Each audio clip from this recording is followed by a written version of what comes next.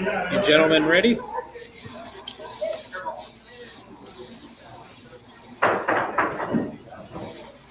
Zach, Trevor, you guys ready?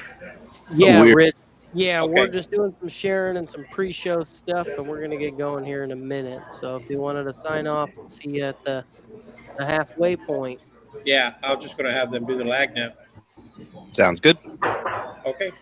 We'll see you at the break. All right, sounds good. Thanks. All right. Bye.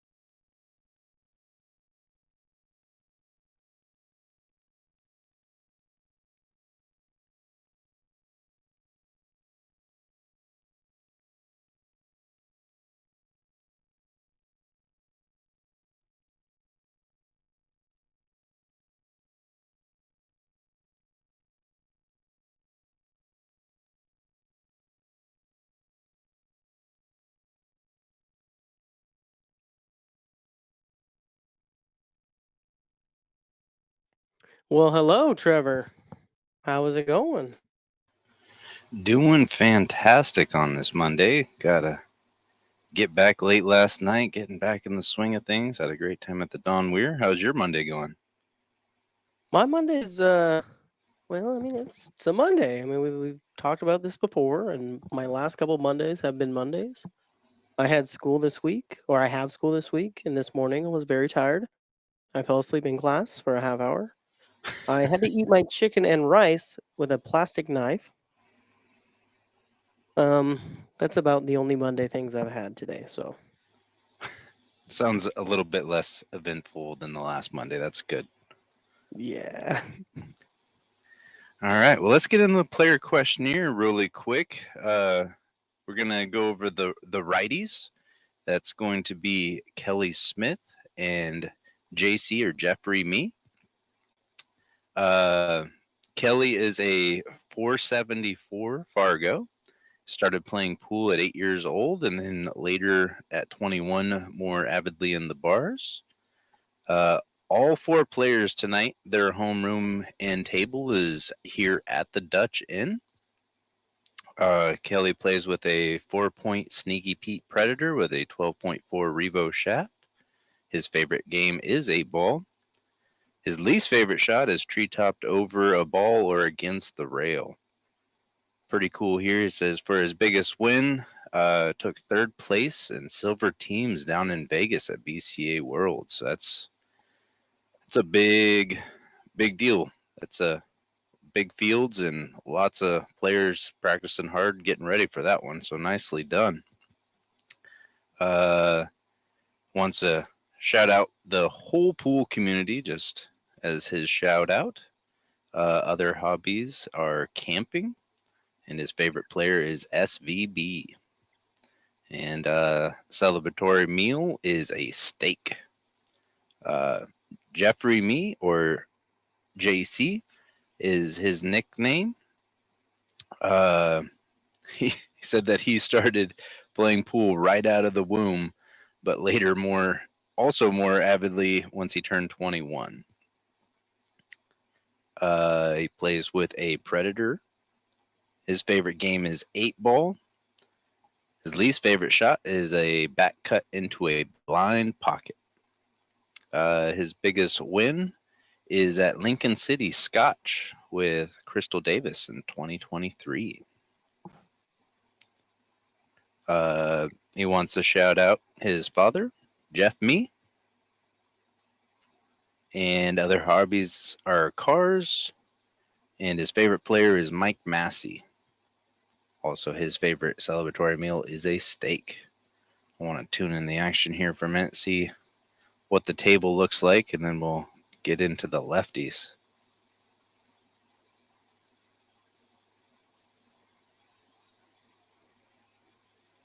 Oh, he just missed that 3 too. He wanted to make that. Yeah. He did bump the stripe a little bit further away from that pocket where it's easier to get down underneath of it here to be able to play it. So even though he Hey, didn't this make is the that three, he shot I still did worked. 3 times in a row while looking at you What's that? on what was it, Saturday when I made that Oh, cross make. yeah. Your look away and still pocketing ability is quite impressive, I will have to say. All right. So right now it is the righties at the table, Kelly and JC. All right. Now we'll go into the lefties as they're coming to the table. Of the lefties, we've got Brandon Clark and Buddy Blackburn. Brandon started playing pool in 1997. He plays with a Lucasi Predator Revo shaft. His favorite game is 10 ball.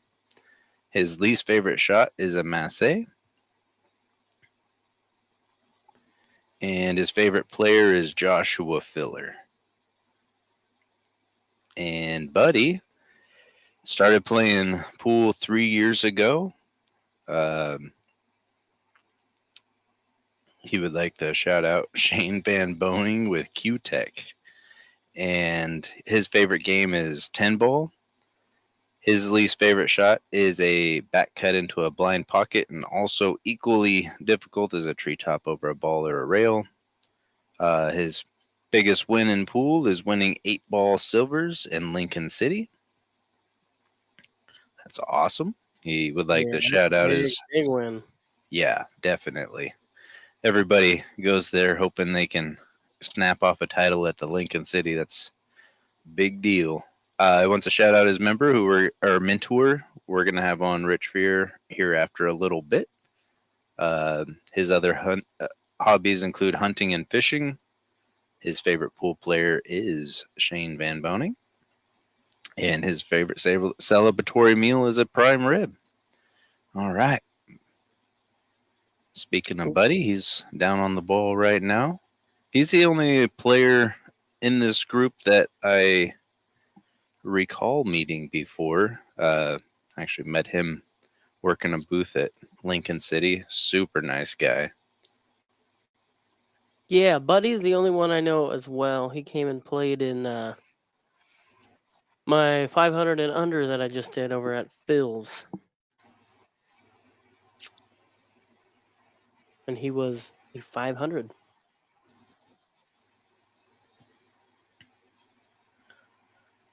Yeah. Sorry, I had a little bit of lagging issues on my side. It's clearing up now. So this weekend we saw lots of great pool at the Golden Fleece. Oh, Did anything stick out especially to you as far as like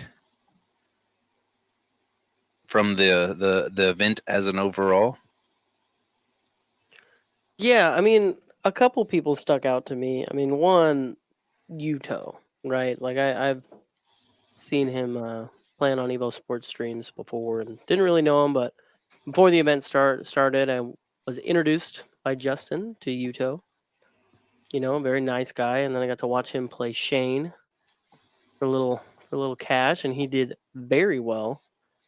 And then did very well in the tournament. He took second place. He lost to Spencer Ladden, I think 11-8 in a final single race to 11. But he had won the hot seat, and I mean, he played fantastic. And then Spencer stuck out to me as well with you know, like how fast that guy plays. Yeah. Just blows my mind. I mean, him and Blake Baker as well, right? Like these guys play super fast, you know, and I've had my experiences, you know, playing fast and like kind of just letting loose, you know, hanging out with buddies and just running around the table like a chicken with my head cut off. But I mean, these guys are doing it in tournaments where you can win like thousands of dollars. Like this is how they play. Yeah. You know, like, and it just kind of blows my mind a little bit. I actually may, because I've been looking for something like a new experience with pool, you know, and I may try to speed up my pace a little bit and see where that takes me. I know sometimes I'll overthink shots, you know, I'll slow down and I'll get a little nervous because, you know, I don't want to make an error, right? Like I want to get out and I want to win the rack. Yeah. Yeah. Like, so you're talking about like rhythm of play more like your pre-shot routine, how much analyzation of the table you take in, and like Spencer, Yeah. I commentated one of his matches, and I mean, he was making an average of balls. Like, you know, I remember he ran like 5 balls in less than 30 seconds. It was wild. Like, he's very quick, just inaccurate. Like, I mean, he clearly won a big tournament, and that's not an easy level of play to win a tournament like that of that speed in my estimation. But like, I remember an interview with Blake Baker at the Northwest Open a couple of years ago, and I think it was Pat asking him about like the speed of his play, and he had made a comment saying like, I get really nervous when I'm playing pool, and by quickly deciding and quickly executing, it manages my nerves where I don't have time to like think about the things that can go wrong. I'm just purely in the mode of this is what I have to do, this is how I have to execute it, and I feel like I can really do well in that format. But at this event, I noticed he was spinning laps around the table pretty consistently and not as quickly just getting down on the ball. He's still a very quick player, but he kind of was taking a little bit of extra time to take in the whole table. And Right. it's just interesting like that somebody who has played very quickly would make that adjustment with like that statement that he made, kind of finding that right balance of tempo, not only just with your pre-shot routine, but like it translates over to your stroke. Like if you have a very prescribed rhythm, I think you get more comfortable. Like even if it is a little faster or a little slower, as long as you're staying solid to it. Because I honestly have been trying to work on my rhythm for like a year and a half to like actually speed it up a little bit. Because like you said, I've noticed mistakes where I'm overthinking things and giving myself more room for self-doubt and just trying to work around what that right rhythm kind of translates. I think it's different for everybody, you know? Yeah, you know, I was having a conversation with the guy here in Salem, sort of a local legend, if you may, and yeah, we were talking about rhythm of play and like finding your speed. You know, yeah, we have Jeff in the chat. Yeah, Jeff, what we like to do on this show is kind of, you know, as we're getting viewers and the match is kind of starting, we'll talk about a couple topics that we pick and kind of get involved with the chat. And then at the halfway point, we bring on a guest commentator. Rich is actually in the booth right now, but he's not listening. But he'll come in about the halfway point. I think once somebody gets to 4, we'll do a little interview, and then from then on out, we'll just kind of commentate the match. We'll put ourselves into a commentator mode and talk about the match. Yeah, and one of the reasons we do that too is we've just noticed that new players to playing on stream, which is kind of like a part of what this is about, it gives them an opportunity to kind of get comfortable and know that we're not necessarily talking about their initial struggles of every start to a match. You know, I know my first couple of racks of a match is always, you know, there's some errors there that once I'm in stroke and comfortable are going to be minimized. And just talk about local happenings. We're going to hear from Rich at the halfway point, a little bit about the Dutch Inn, and yeah, be a good time. Yeah, we'll get there. We'll talk about the match, we promise. Patrick in the comments. Patrick Nick says, in his opinion, Stan versus SPB was the best play of the tournament. I have to agree. I think Stan only made one mistake in that entire set, and it was And I banking think it one was 9-ball. it was when he was on the hill, right? Yeah. Or yeah. Or no, I think he was at 5. I think he was at 5. Yeah, I remember Anyways. Madison and I were in the car driving home, and we were listening to some music, and I was like, we need something different. And I was like, oh yeah, there is a whole tournament going on live on EvoSports. So I go to it, and it's the Stan versus SVB match, and it had just started. Like perfect timing, and we watched the whole thing, and we were screaming. It was a lot of fun watching that match. Stan played fantastic. I mean, like his positional play, like, I mean, I think he was only out of position like 2 or 3 times, and he just recovered with the next shot. I mean, otherwise it was just perfect pool. It was special to watch. I mean, and to do it against SVB that late in the tournament, like that's life memories. Like you're never gonna forget that, and a lot of other people won't either. Did you have a favorite match or one that just stands out as having a lot of drama? There was one, and it went hill. I can't remember what it was. Oh, what was it? I think it was Yuto's match versus Spencer for the hot seat. Yeah, I think it was. Yeah, I think that's what it was. And like, there was just so much drama on the 8-ball. Yeah, and I remember. Or maybe it was with Chris. No, I think he was playing Chris Reinold. I think Chris Reinold was involved. Oh, that's right. Yeah, that super weird situation, hill. Where ended up, he had the 8-ball here, right, and the cue ball, and he played a safe, and the cue ball went 2 rails and scratched. Yeah, Chris did. Yep. Yeah, that's the one that stuck out. Yeah, because Yuto was up and had a couple unfortunate scratches, and Chris was right back in it, and it went right down to the wire.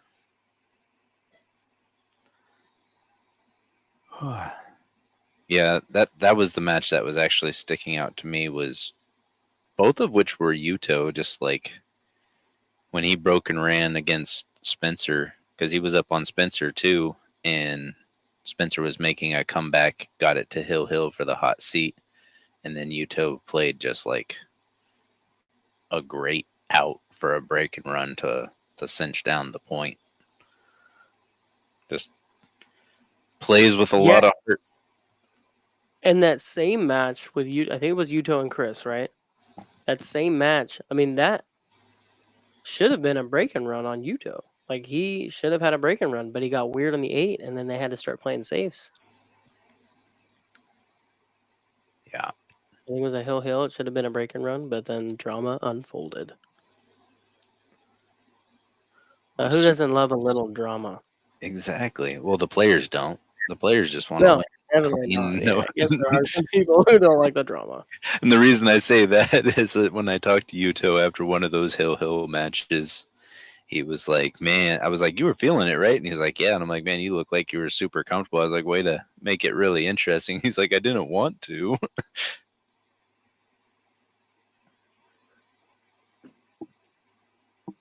Ooh. Kind of the only speed in that line where it gets funny.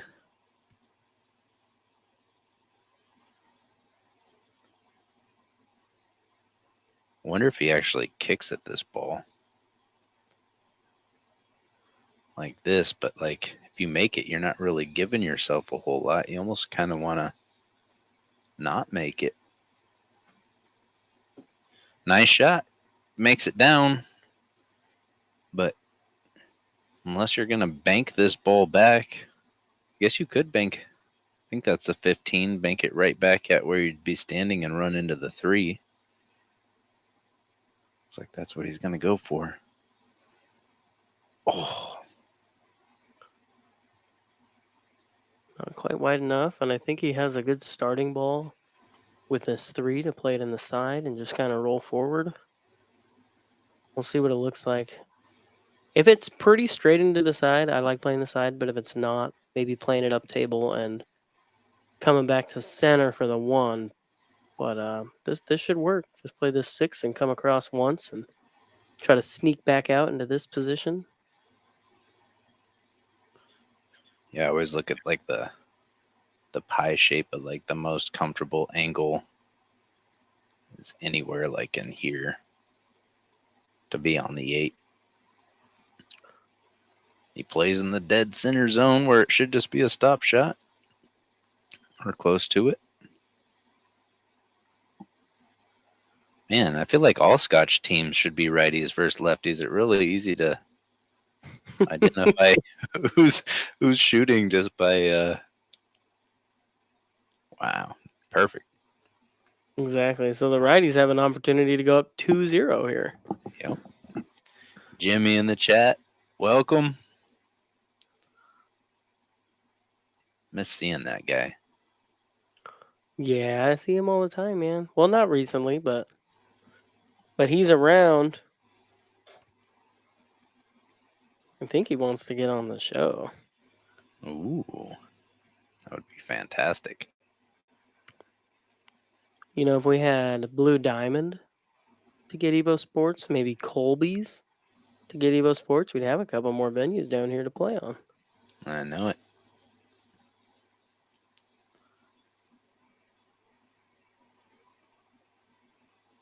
Yeah, Jeb, Maybe that if we was got like EvoSports on the 9-foot at Colby, maybe there'd be some more 9-foot action coming out of Salem. yeah. We got like 4 or 5 guys in here that will go and practice on the 9-foot at Colby's. Out of all the players in Salem, about 4 or 5 go out there. Yes, indeed.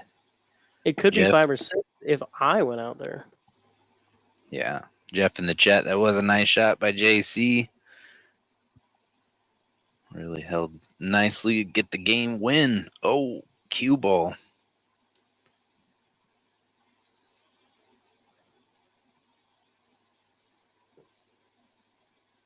I like this banner they got going on here in the background. Up here. Yeah.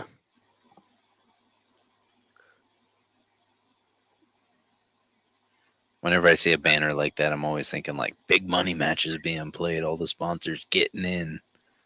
I like this one. Yeah. All right.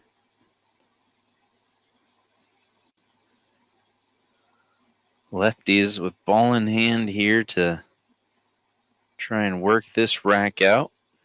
Takes on his biggest problem first. One ball can be a little bit, if he can hold right there and play the 6-5 combo, doink. Beautiful.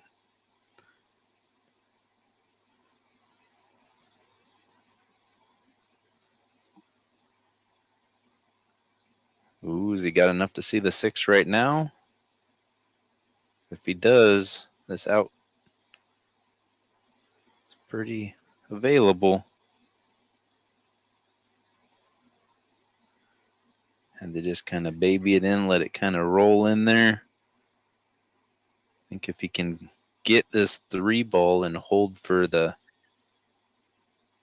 7. Jimmy, are you sure about that?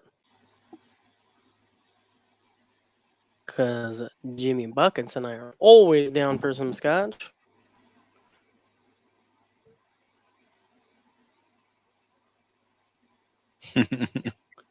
Yeah, Patrick, the Dutch does have a lot of sponsors. That's awesome.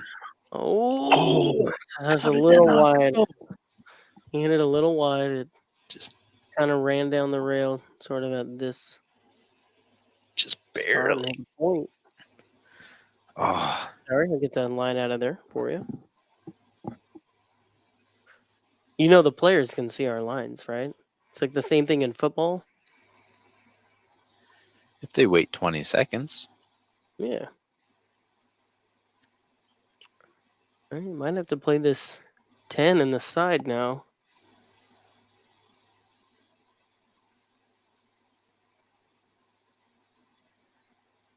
Yeah, that's a tight angle. There's a If you big do play the problem 10 on the down here. side, you need to roll forward to get shape on this 14, but you don't want to go too far. You want to be below it, somewhere right here, so the cue ball can naturally come down this line. Yeah. Ideally, you want to get this back ball first. That's a tough line. Safe? Might have been playing a safe there. I think it was just really tight pocket because I think he was trying to get that speed that you were talking about, staying short on the 14. Oh. Not sure he's going to have the potting angle.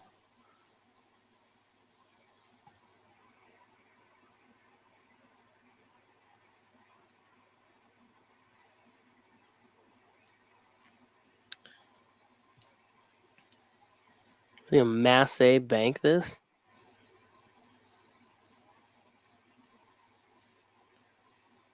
How's it going to finish? Ooh. I think it's going to get him on that 13.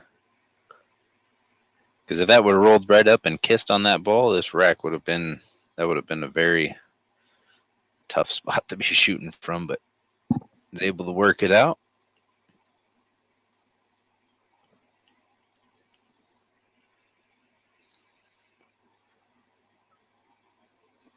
Yeah, man, Jimmy, do it. Jimmy and I need some scotch action for sure.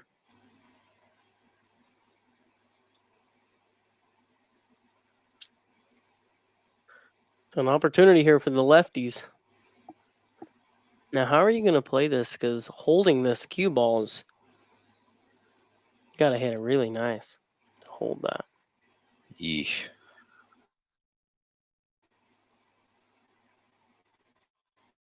I think he had the right idea trying to come once over and out. But he's going to have to kick at this one, yep. Brutal. I like that system. He's pointing to come at it and clip this side and try and pot it. Oh, not there. Yeesh. Woo!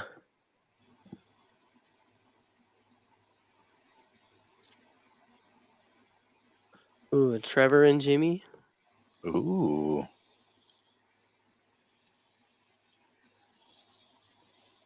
That could be fun.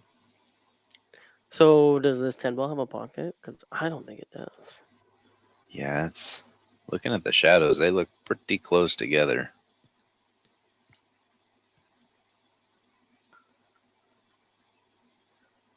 The 14 Ideally, right is here, you can try to get yourself shape somewhere in this area to where if you do have the angle, you can play this 14 in the side and break it out. And if you don't, well, then you can play the 11 and try again. I'm just going to play safe. I like that shot.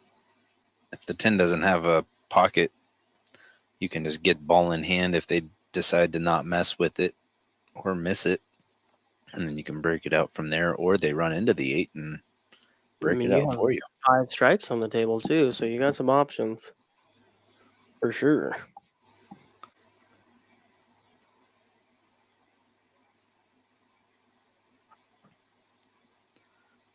All right.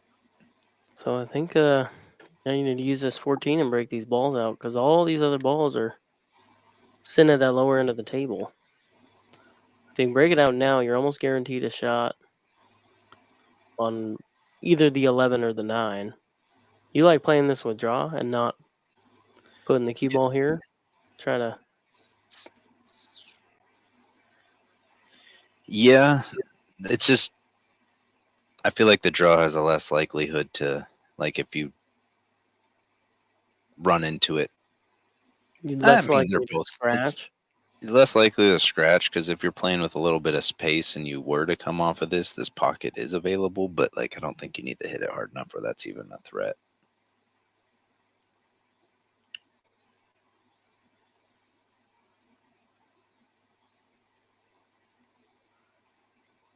The fact that they're not doing anything about the 10 makes me wonder if it has a pocket or if they get a few balls off of the table and then play another safety, leaving the 14 for the breakout. They're talking about it now.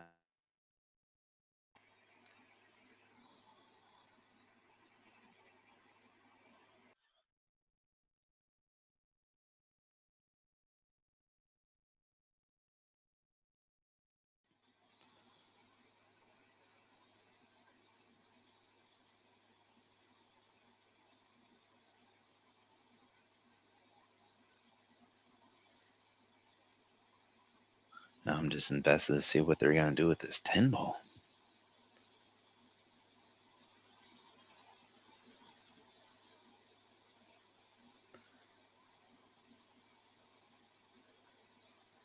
Because in my experience, saving a problem ball for last and trying to break it out can go awry.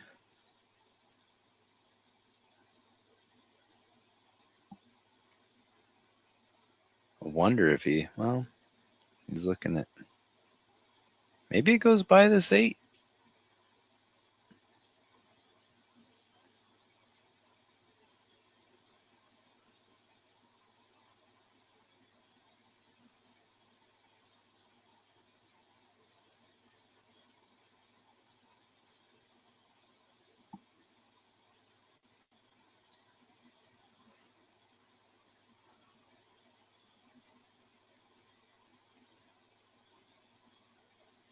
Oh, both of those balls kind of just rolled together after contact, and now you're going to kind of have to hit it this way if you want to pot. You're kind of risking caroming off and scratching. Curious if they maybe kind of try to thin this, send the cue ball here, maybe Yeah. play something. I mean, it kind of that putting the cue ball anywhere, kind of here and here takes away the bank. Yep. In a sense, it is bankable, but it is a lot more difficult than if it was to be up here. I agree. I mean, and if you can get the 10 to act as a blocker at the same time. Yeah, then you're really in good shape. Look at that. Look at that shot. Whoa. Great shot. Yeah. That's one where we give it the, because maybe you can go rail first. I mean, you're kind of in a spot here as the lefties to. I mean, that's kind of about as far as you can go. Always give him a little. Did he call the corner going up table? I I don't think there's enough. Yeah, I think he must have. I don't think there was enough 8 ball off the rail to send it here. No. All right. Well, you need to make this 10 ball right here. That's all you got to do. Yeah, but it's the dead 50-yard line. We're drawing the line straight through here. I mean, either way is about equal cut. So talk about putting the pressure on. Just like that. Pressure was no problem. Just put it down. That. Great shot. So the righty's looking to take a 3-0 lead.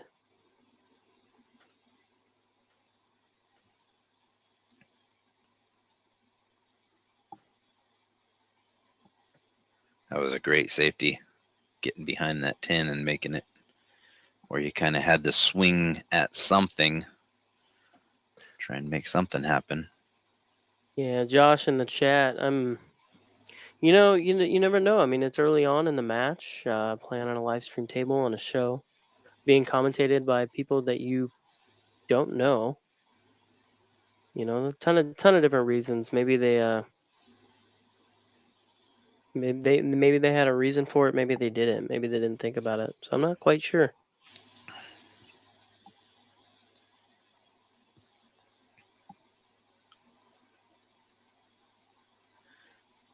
But it worked out for them.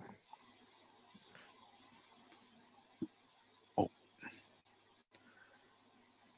And so lefties fly the cue ball off the table. The righty's got ball in hand here. Stripes look like an issue. I think solids are the way to go, but the only thing with solids is the 8-ball. Yeah, and you can get so caught up in like, oh, solids look great, but you run them all out, and then you're like, oh, the 8-ball does not have a pocket right now. I'm almost thinking like if you can place your cue ball like right here, and if the 13 goes, draw into this and kind of create a little bit of separation. Now all of a sudden the stripes look a lot more manageable. But they're electing the. Gonna go solids here. He's gonna play this combo.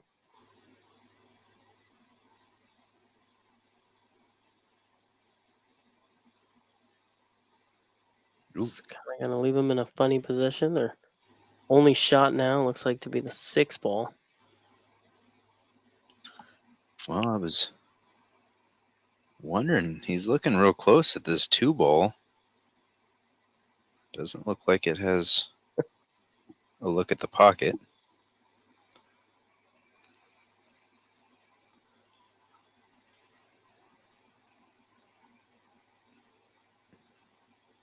Josh. Yeah, if you know him, you can give him the time of day that you feel is necessary. It's always one of those things. We're on a side angle too, so like not being able to see the exact angles of things from their perspective, things can be different when you're the one at the table. All right, lefties. Let's see if we can work out a way to get on the board. I think cutting this and ending up down in this area could be always going for the breakout right now. Get some. That was pretty productive, especially if this 10-ball goes in this pocket by the 8.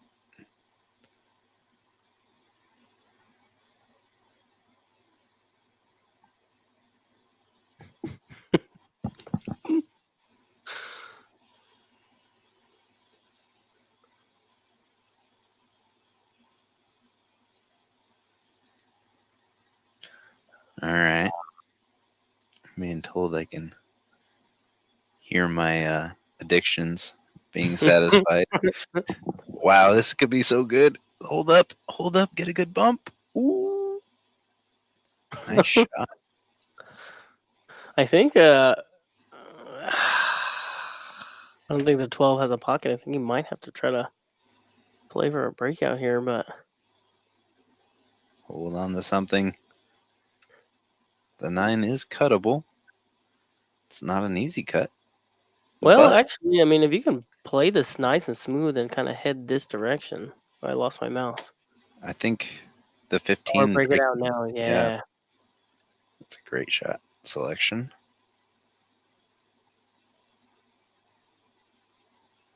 Gonna get some angle on the 9. I wonder if the 12 goes here.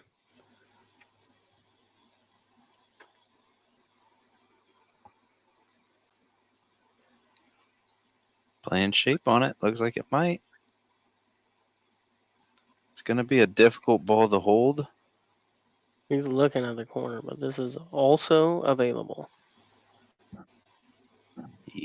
Yeah. Depending on your bank paralysis. Nice smooth slice. Gets it down. It's going to leave it on the bottom. Yeah. All the way down the table. Little tester here. This would be a great one to get on the board with. Boost some confidence. Yes, it would. Play a nice smooth speed, so like if you do not get the drop, the 2 gets blocked. Yeah. Good speed selection. That was a tough cut angle. Keeps you still in the game by having the 8 block in the pocket.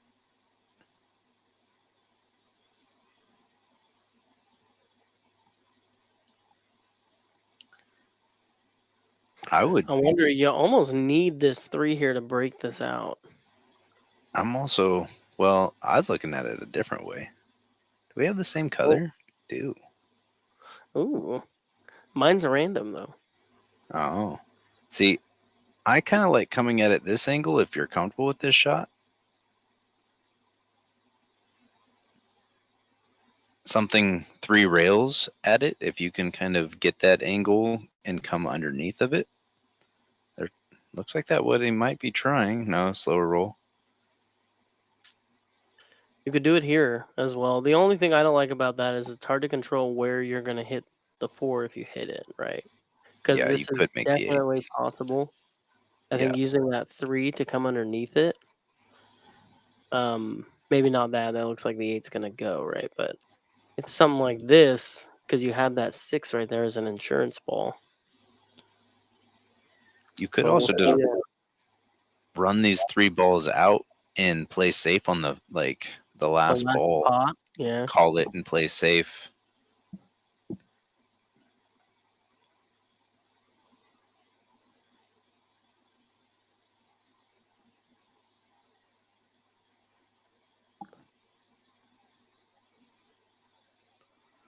Let's see what happens here, because like where the 6 is at right now is kind of their saving grace, because you can kick underneath of it and you got to get really good on it to like not sell out something on the 6.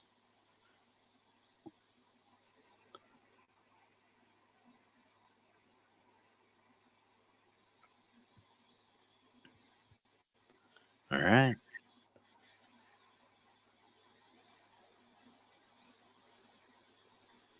Open table now.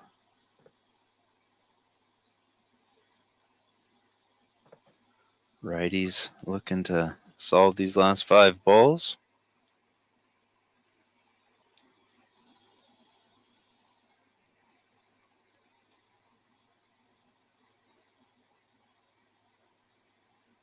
Yeah, Jimmy was kind of mentioning that maybe playing this 4 into the rail off the 8 Oof. and in. And then Jeff saying kind of what you were talking about by playing safe the last potable ball.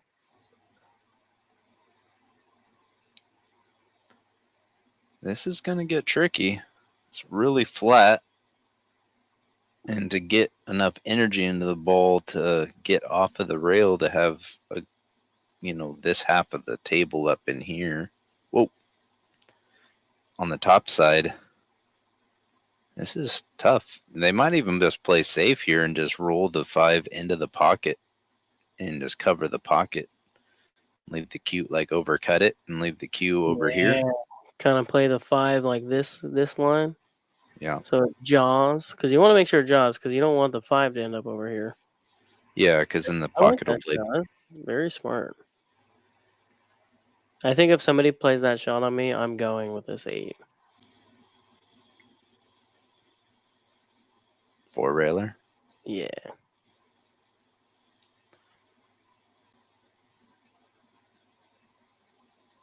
Got good action on it. Like, got it off of the rail. The bank is now a little easier to, or a little closer, but it's still a pressure shot. Calls the bank.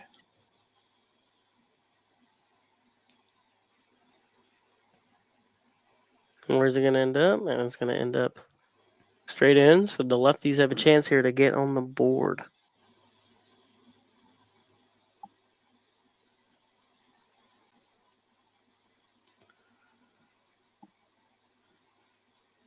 All right. I'm going to take a quick break. Be right back.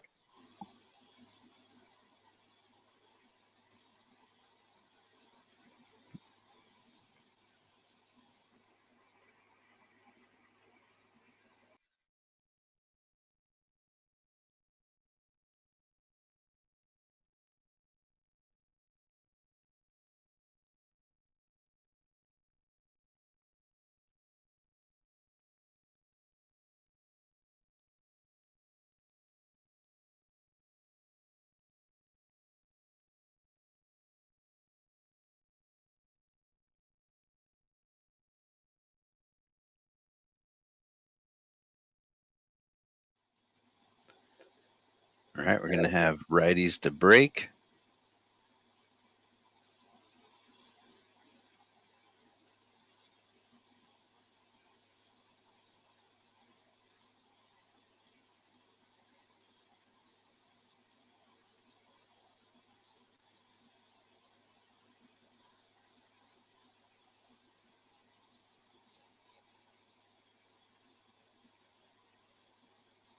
Kelly breaking here. Oh, cue ball glances off of the rack and comes off of the table. Taking a look at the rack here, stripes immediately stands out as a little bit favorable, but it just depends on this cluster right here. But with the 5 there, if you can solve the 6 into the side,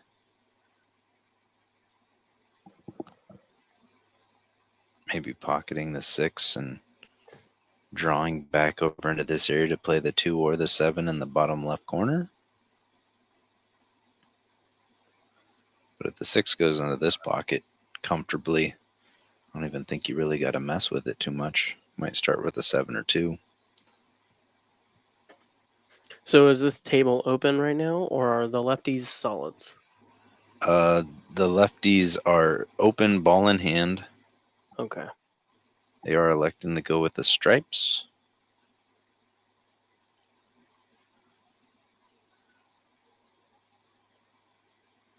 He's got his choose your own path here and cut the 10 in the side if he's got it available, or he can also just pocket the, I think that's a 12 ball and roll forward.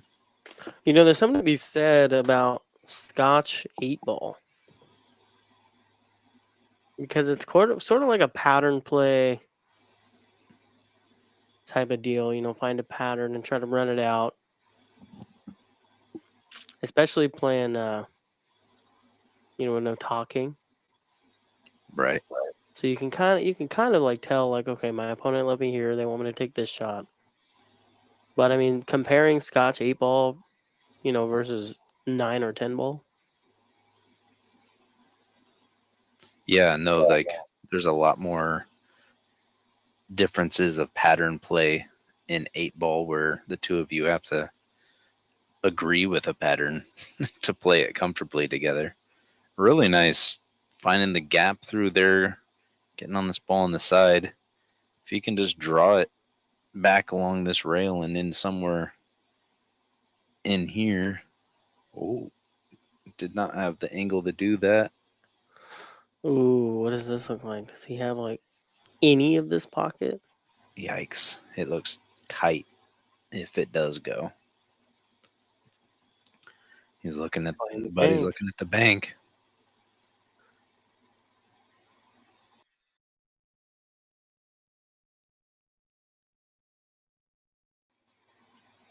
Oh, just a little short.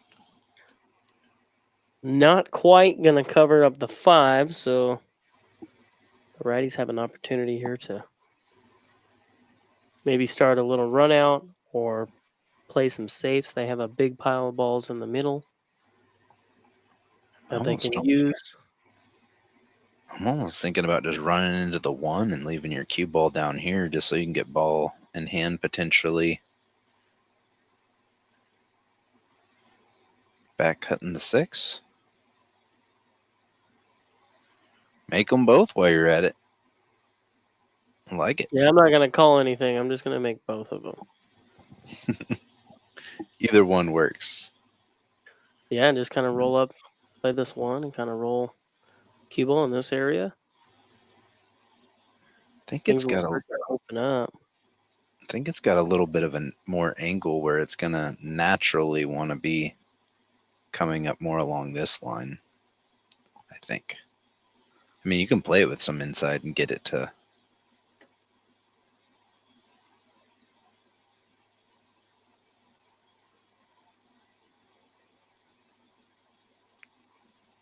Taking on the 2.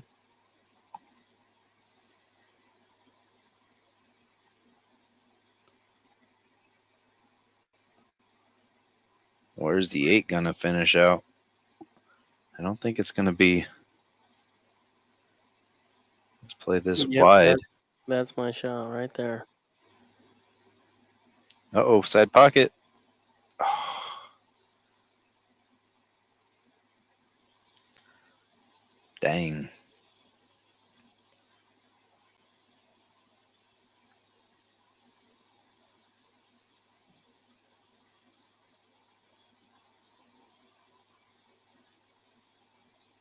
All right, we got righties with ball in hand, solving the cluster by the head spot first.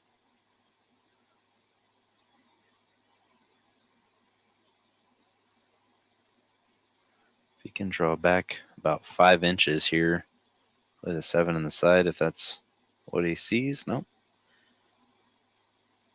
That's what I love about 8 ball. 3 options here. I like that. Give your partner their options of what they kind of see as the most comfortable. I think you I'm want to liking get the 7 right now. Yeah. I'm liking the 7, play the 5, and then the 2 in the side.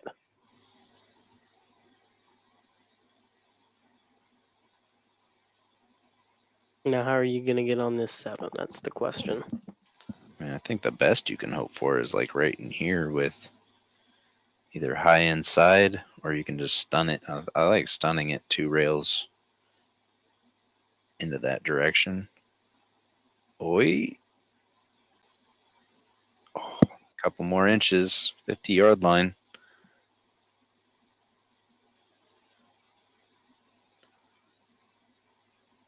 Yeah, both of them. Both sides are pretty steep cut. I kind of like banking it this way and stunning your cue ball out this way at like pocket speed. So that way, if you jaw it up, you're kind of leaving the ball in the pocket that you want to shoot the 8 ball in. So if it doesn't go, your opponent's kind of left with a covered pocket, but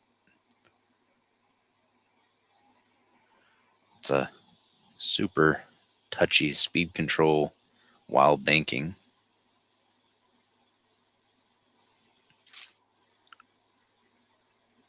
What are you doing right here? I kind of like that shot. I mean, I think that's really what it is. I think if I'm banking, though, I think I'm more comfortable playing this bank and sending the cue ball kind of this direction. Yeah, he's in full execution mode with you. Oh, just a little bit.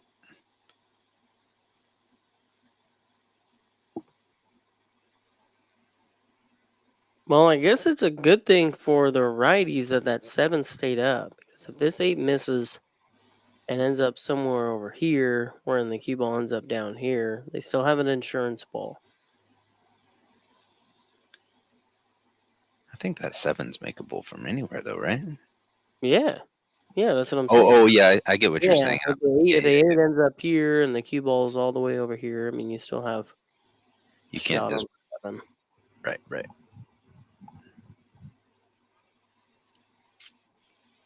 All right, big shot from Buddy Blackburn. Yeah, I think just purely focusing on the cut.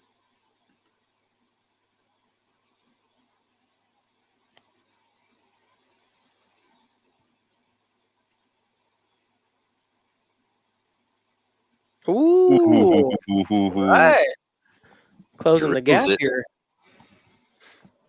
Jimmy says, I'm dumb and would go for the bank to the middle pocket. Are you talking about that 7? Because I think that was...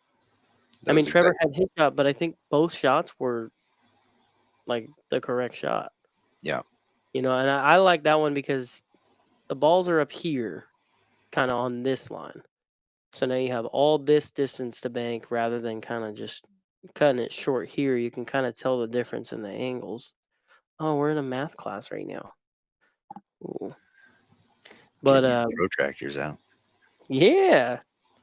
But I mean, it's a shorter angle, and you can play this with a little bit of spin, kind of something like this to kind of help throw that ball this way. So I mean, I think that's a great shot.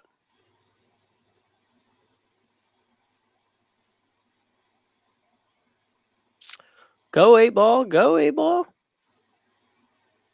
When I played playoffs on Sunday, I won the lag, and the first break, I got an 8-ball break. That's the fun thing about APA when you play 8-ball. The 8-ball break counts. It's wild. And I also, 2 racks in, almost had another one, but the cue ball hit the point of the side. So if you make the 8 on the break and scratch, you lose. Ooh. Yeah. So that's a reason I don't always go for the 8-ball break. Yeah. It can happen. It's not a very high percentage, but making the 8 and scratching, that's painful. From excitement to downer. Man, this is a tricky rack. I definitely like stripes just because of where the 7 and the 8 sit. I wonder what it looks like if you hit this 4. I think this 9 jars for sure. You can definitely break it out.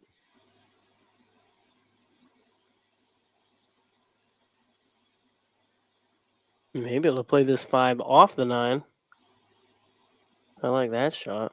You just got to make sure you get yourself shape on something else, because that 4 is probably going away.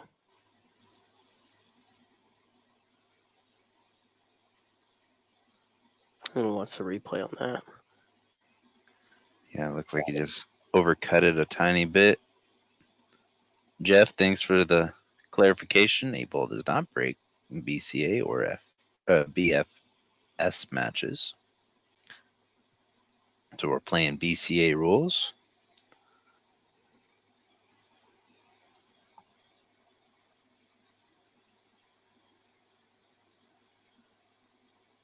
This 2-9 could try to get shape to play a 3-ball combo just because of how close the 9 is to the pocket, but that's not an easy task to accomplish by any means.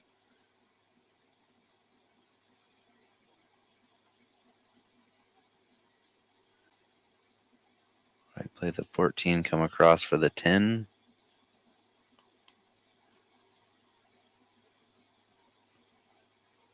Wonder if he's got enough, or if the lefties, I should say, have enough of the 8-ball to be able to cut it beyond the 7 if they were to get out. And you got to be careful here with this stripe too, because if you didn't think about playing this with top English, I mean, you're going right towards this. Yeah. Maybe there's the thought of, okay, if I go top and end up here, I can run into this 1 and try to break that 15 out. You don't really need to break that 15 out. He did take on the 3-ball combo and just drills it. Yeah, great shot. Wow. If you can play this right here and try to come off this rail and out, kind of get your options here. Maybe you'll get shape on the 13, whichever this ball is. Hard to tell with the glare. And then also that ball down the rail. But yeah, I guess you do need to establish that 8 does go. Yeah. Hey, thanks, Jeff. Another fact about JC not mentioned in the stream is he is the league operator for the BCA League in Yakima. All right. Awesome. It's nice to get out of a long Western BCA meeting yesterday and play some pool the following day.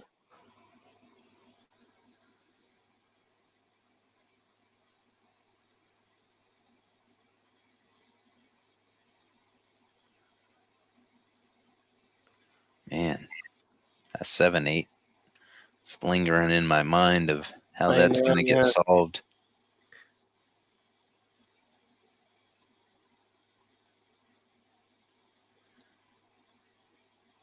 Edward Winter, welcome.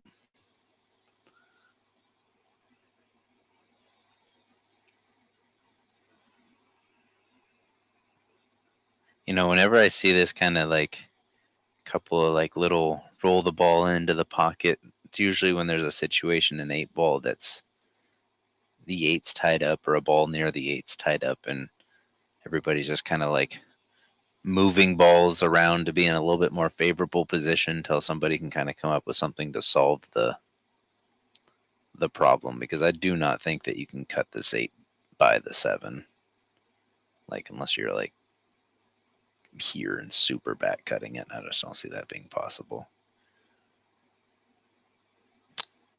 Who knows if you want to get all crazy with it. If you're Yeah. solids, but we're stripes right now. We're stripe shooting right now.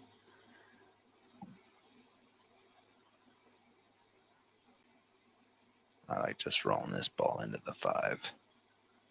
But he's going to cut the 13.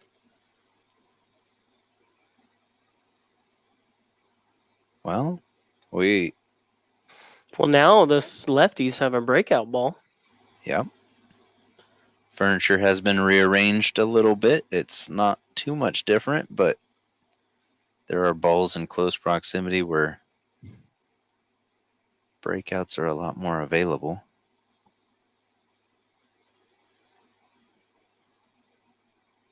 The 7 ball for the righties is problematic.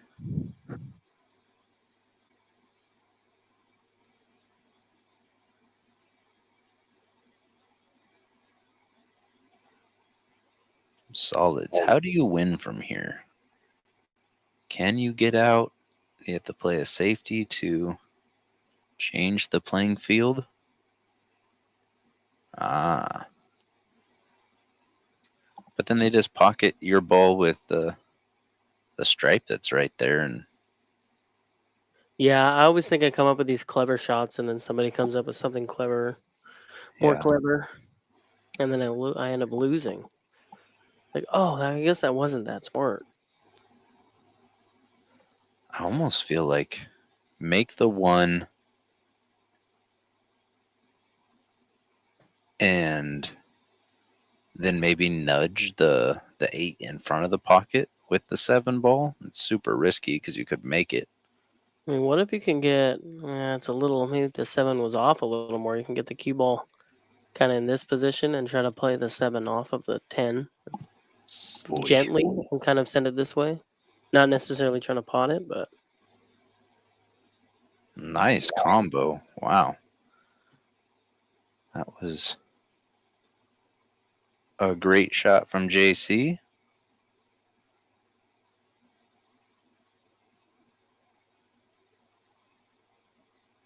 Oh, he might be on a great line right here. Force follow. Yes, sir. What a great shot. Great positional play from JC off of that great combo to be able to get the breakout next. We call that a problem solver.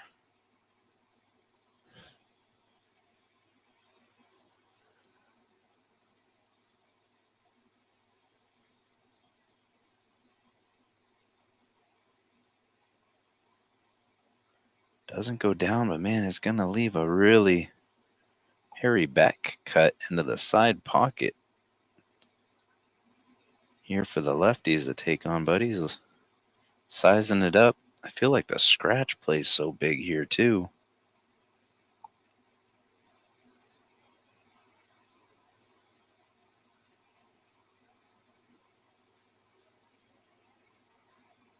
Yeah, I think the scratch was definitely on his mind. I think had he cut that in at the pocketing angle, cue ball would have went straight towards that pocket.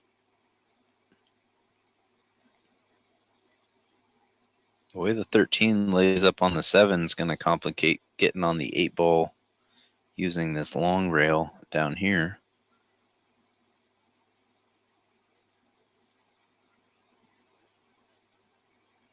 Kelly plays a really nice shot getting on the short side, so you don't have to worry about that 13 ball. yeah, you got to play this nice. You want to watch out for the corner with the cue ball. Yeah, you got to have, oh, he's just rolling it in.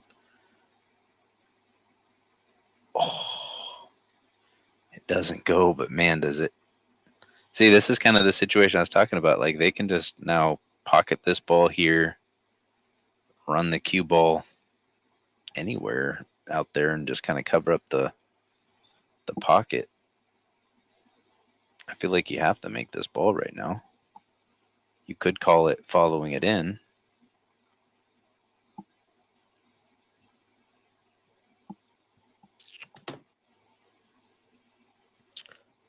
I'm not sure what the intent was there. What's the replay?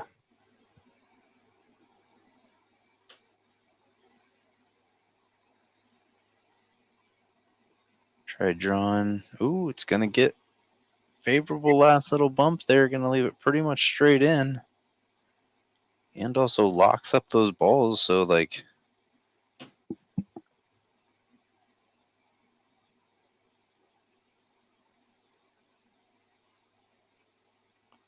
yeah, these balls being locked up, unless they're wired, it's going to be.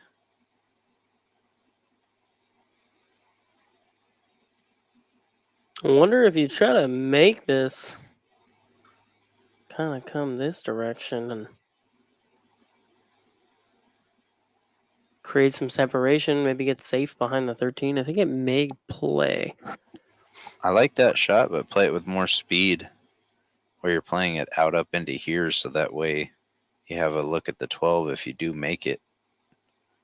He's looking at the combo. It might be close where you could throw it in.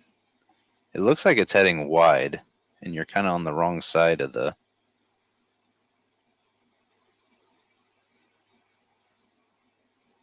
Was a little wide, but he played a smart cue ball. Drew it back up to where it's going to leave only a bank. Only a bank shot here.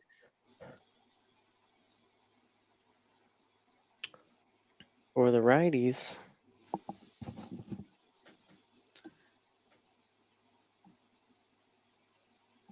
Calls the bank.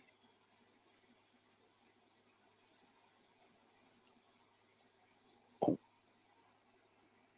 Cue ball does not fall, and it lands in a pretty awkward shot for either ball. So what are you doing here? Are you going to go, or are you going to try to challenge your opponent by just kind of playing a safe, putting the cue ball here and sending the 13 in a more favorable position? It's tough, because you're not really selling out a high percentage shot on the 8, but it is possible to send a bank. If I'm off of the rail where I don't have to elevate too much, I might try and pocket this ball over here. Oop, ran into the chat, so that line was a little wonky. And put a little bit of draw. Yeah, my mouse is not working too great, where you can open it up and try and get down into this area. But, man, that's a lot. Tough spot to be in. They like your shot selection. Challenge them. I think if I was taking that shot, though, I would focus a little bit on trying to get the 13 out a little more, but yeah, because that will. It'll benefit you if you get back to the table for sure. Yeah. And like where the two rails, if he's making this ball, is going to actually be coming right back near the 13 right now. What a shot. What a shot indeed. Hey, look, he made it and it hit dead face in the 13. Yeah, sir. All right, so that puts us Great at cut, man. That was, wow, I'm giving that the. Yeah, a great shot. We're at the halfway point, so we'll wait here for a second for Rich to join us here. Hello, hello. Hey, Rich, how you doing? Pretty good. Happy birthday, by the way. Oh, thank you very much. I appreciate that. Today? It is. Dang, let's see what I can do here. Yeah, I've been around a long time. Might Long be able to time. do it. Who knows? We'll see. I thought you were like just turning like 26 or 27. Yeah, man, you awesome. Well, you enjoying your birthday even though it's falling on a Monday? Yeah, I'm retired now, so every day's a Saturday, really. Awesome. Excellent. I love it. So, tell us a little bit about the Little Dutch Inn here in Yakima. All right. So we're the largest pool bar here in town, and I run tons of tournaments here, weekly and big weekend ones. Um, we have 5 7-foot diamonds. We started off with 4, which was awesome that day. They brought them in, and then the owner was kind of skeptical. He didn't realize the draw that diamond tables have. And since the tables have been essentially paying for themselves, he bought another one. This particular one that we're looking at, and now he's a pool player too, and he's a big supporter of pool. So now he's working with the city on designing everything to extend this building out so that we can get to 10 tables in here. Wow. Yeah, he's That's all about it. He loves it when I got out of towners that come to play. He absolutely loves that. So that's the audience I target. So I post everything on the Yakima Pool Tournament's Facebook page. And I post it on the PNW Pool and Pool Peeps for Spokane area and whatnot. And try to get a bunch of out of towners to come check us out. Yeah, I mean, I run tournaments as well out in the Salem area, and Yeah, we have a venue out here, Phil's Bar and Grill, and they have 10 tables, and I mean, you can get some serious events done with 10 tables in one day. yeah, it's pretty awesome. I went there when Josh played there. Um, and then the one right up the street from there, I went there for that Scotch Doubles one, and that place was pretty nice too. Yeah, Jammers, they have 4 Yeah. tables, and I've gotten some serious tournaments done out there too. We have a couple other people in town that run events, and they get stuff done on 4 tables, 10 tables. Kobe's has 7, so Yeah, and if ever yeah, you guys 10 need to tables, do man. bigger, you could always do Event, 14 tables, which is cool. But yeah, we're looking to get to 10. So sometime in the next couple of years here, that'll be happening. I'm sure it'll be done. And then we're gonna put on some giant tournaments. See what we can get done. awesome. Tell me a little bit about this situation on the table. Why are there 2 coin slots? That's an excellent question. So I can tell you, this one right here on the right is for quarters, and these tables are set up for 75 cents a game. And this one on the left is set up for tokens. So we have a token machine here as well. And if you want to go the token route, you get 6 of them for $5, which basically is an hour of play. So you put 3 in the coin slot there, and that'll give you 30 minutes of free play. So the balls will continually drop down to the bottom. And then after 30 minutes, it'll start locking up, and then you throw in your next 3, and then you get another half hour. So if you're a strong player or a fast shooter, that's probably a better way to go. Some of the late night crowd here, they're just people in here to bang balls around while they're having a good time, and they tend to lean towards the quarters, which makes sense, because they like to be social and all that. That's fine, but it gives both types of players an option. Yeah, that's great. And it makes it where your bartenders aren't having to, keep track of balls and start Yeah. a system of, tracking time and stuff like that. It's just purely player ran with 2 different coin options, one being tokens. That's genius. I love that. Yeah, it works well too. I mean, you open that box up in there, and both sides are full. That's super cool. I haven't ever seen that before. So Yeah, this is the only place in town that has it. So a lot of us, we have like little pill bottles. The tokens fit perfectly in those. So everybody's got those full of tokens, and you keep them in your pool case or something. And come back here, and pull that out, and start playing. that's so cool. You also sent me a cool photo of it looks like a candy machine where you get these little plastic cases where you'd normally have to so pick a bouncy ball what's that basically about? what that was is, we used to always, because we have a ton of pool league and stuff here in Yakima, and so every night we were putting out new pieces of Masters chalk. Well, before the night ends, those pieces of chalk would be gone or swapped out with some beat up piece of chalk. And so we were constantly running through boxes of chalk. So I seen that idea over at Players in Kennewick, but it's like a gumball machine, and you got these plastic acorns, and there's a piece of chalk in there with a little plastic chalk holder that's on there. And you pay $1 and you get your piece of chalk, and then you can take it home and do whatever you want with it. Genius. Yeah, it Make works it very well. simple for the players to be able to get what they need without having to ask. They can just put their quarters in and go crazy. Yeah, it's and it's cool because I see those pieces of chalk just going, and they're, even non like regular pool players, they'll take it with them, and which is fine. You bought it, so take it. And then next thing you know, the next time they're here, they buy another one because they left it at home or wherever, which is Right. fine. But I see them pretty much like when we get out and go around for pool leagues and stuff. I see those chalk holder pieces of chalk everywhere. So they're making their way around. That's awesome. So, what nights of the week do you typically have your weekly tournaments on? So Friday nights we have a blind draw Scotch doubles here, and then Saturday nights we do a singles 10 ball, and Sunday nights we do singles 9 ball. Oh, okay. And but do we those all have- start at the same What's that? time? Do they all start at the same time? No, so the Friday night one starts at 7 o'clock, and then Saturday 10 ball is at 6, and Sunday 9 ball is at 5. And the Yakima Pool tournaments page, I always post the flyers on there that have all that information. The buy-ins are all the same. It's $12 per person. Cool. But yeah, they start at different times. And like on Sunday, we started an hour earlier just so that it would finish a little sooner because it's, last night of the weekend. And we don't want people staying out till 2 a.m. and, and have to get up in the morning for work. Right. So we try to, get them through. That way they get their pool fixed and still get a decent night's sleep. Perfect. Oh, Awesome. and another big announcement I got. So I made a deal with the partnership with Comfort Suites because we have one right down the road from here, and I made a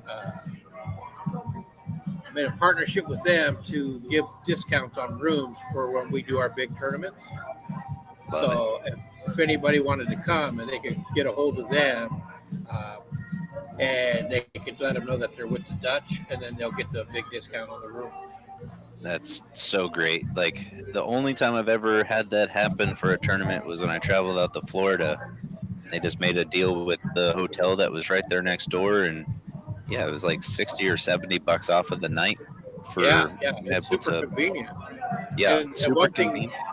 One thing that's really cool about that particular Comfort Suites, there's they do the breakfast in the mornings and stuff, but there's a Denny's right next door, and that Denny's is 24 hours. There's a 24-hour gas station mini mart thing right next to the Denny's, and then the hotel itself has a pool and hot tub that's 24 hours. Wow. So you get out of here on a late night Saturday night, you can still hit the hot tub for a half hour and wind down, versus other hotels that close it at 10. Wow, it sounds like you've been doing this a while and thought of all the different things players would like to do and interact with, both like on regular play and also for tournaments. So great stuff. I travel quite a bit for pool, but so it's all these kind of things I kind of wish that they had or I'd seen. It's pretty rare, but it is out there. So I thought, well, why not try it here? What's the worst they could do? Say no? Yep, exactly. But the answer is always no if you don't ask. Indeed. Well, awesome, Rich. Well, that's great stuff. I mean, I have never been to the Little Dutch in Yakima. I don't think I've ever played pool out that way, but definitely going to add it to my list. That's go like that Yakima Pool Tournament page on Facebook, and you'll see all of our flyers there for weekly stuff and for the bigger events. Awesome. Yeah, it would be great to have you guys out here. Yeah. Even that big tournament in the fall there where it's Washington versus Oregon, Northwest Cup or whatever. Yeah. That trophy's been here. Guppy's been hanging out at the Dutch, yes. huh? Guppy, yeah. Hey, it was here. Ed Slade come out for a tournament one time and he brought it. Awesome. So, yeah, he got a lot of pictures. Oh, most definitely. Yeah, it was pretty cool. All right. Well, it looks like the players have racked and might be ready to go. Is there anything else you wanted to mention or shout out before we got back to the action here? I think, I gave them the signal, go ahead and start. But the only thing I want to say is I appreciate you guys doing this and spotlighting our, the Little Dutch and Yakima. We're kind of out of nowhere, but I greatly appreciate you guys kind of putting us on the map here. Hey, Appreciate we're happy to see the pool communities connecting, and that's what's great about EvoSports and the features that they're bringing like this, like just connecting all of the players and the different areas and letting players that know, because like I didn't know about the Dutch that much until tonight. So appreciate you coming on, telling us a little bit about it, and we'll it. Not a definitely problem, man. put the word out.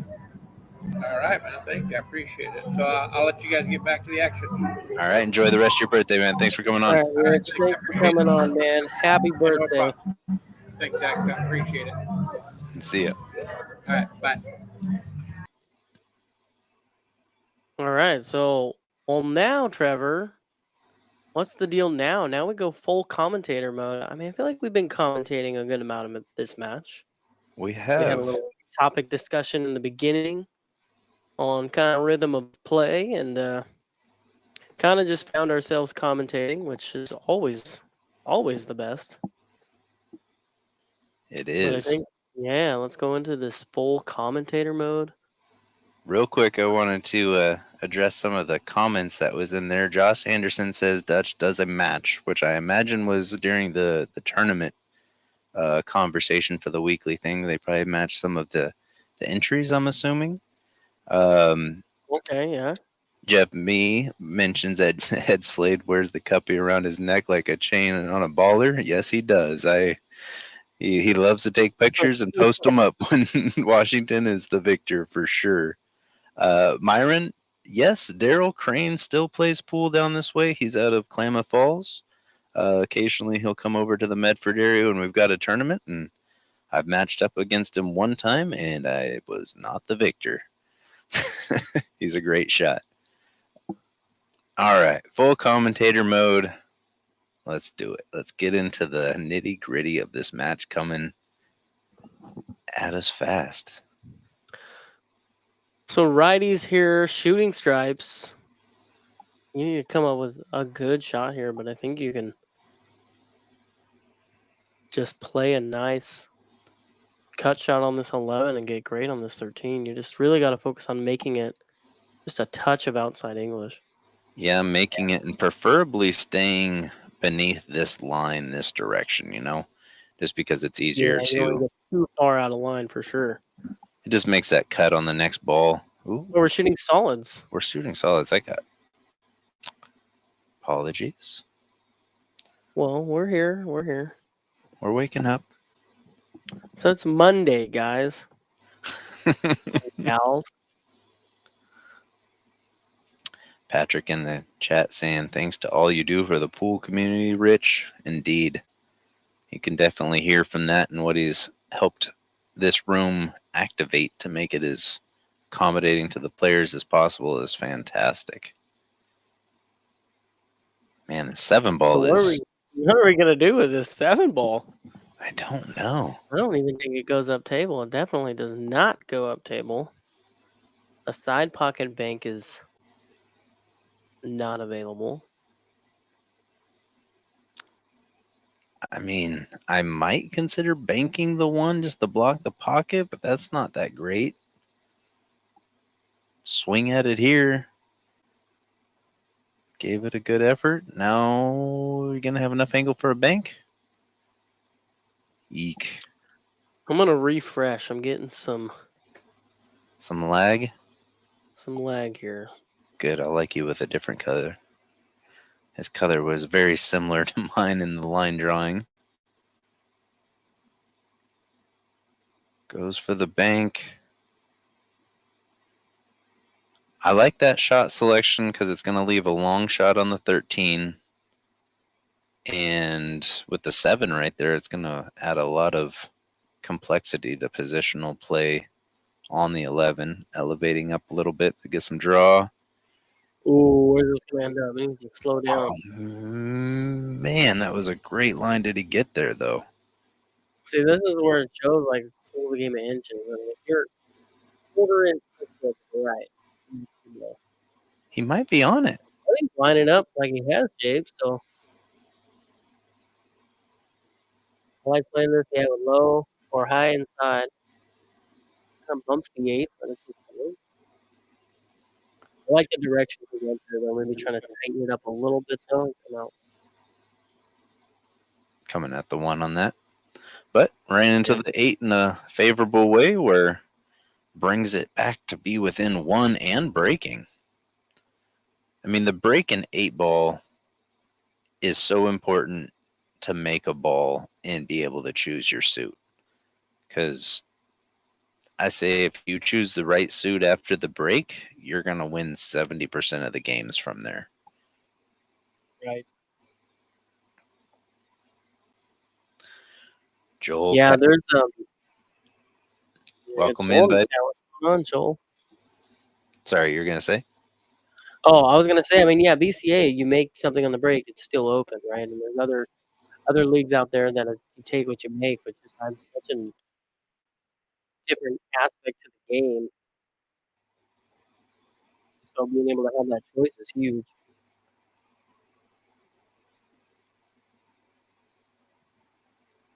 Is the 6 going to kick the... Oh, we got one down. Wide open table. Stripes look a little bit more complicated just because can't tell if that's a 15 ball right there next to the 4. But this stripe right here is what I'm referring to. It has a pocket, but it's the tightest position ball for stripes.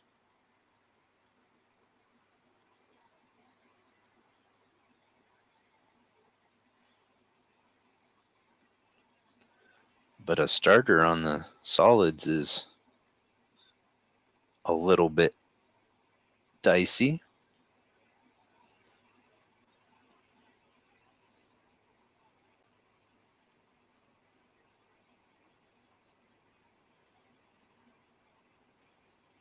Yeah, taking on the 7 right off of the gate is what he's looking to do.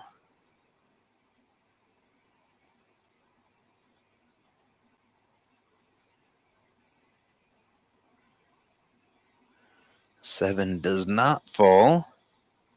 So it's going to go back to the righties to be able to decide if they also like the solids a little bit better. And they do.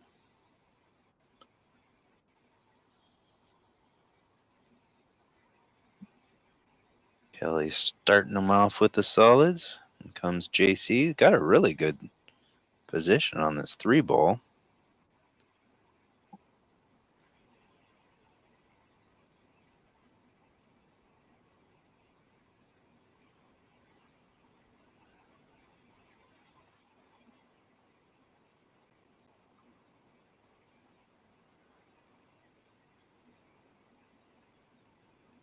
Ooh, that 7 is just refusing that pocket.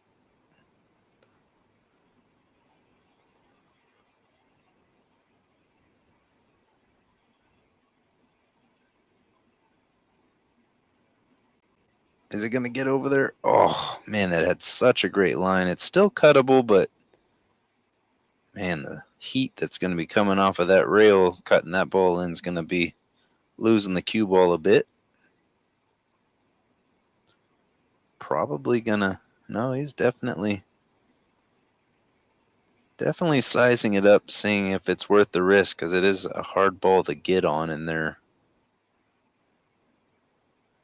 contemplating if they can get on it better than they are right now.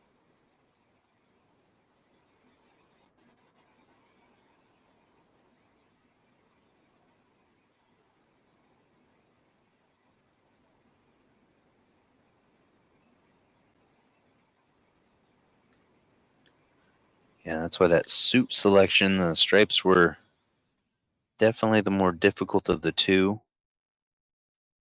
Joel, yeah, carbon.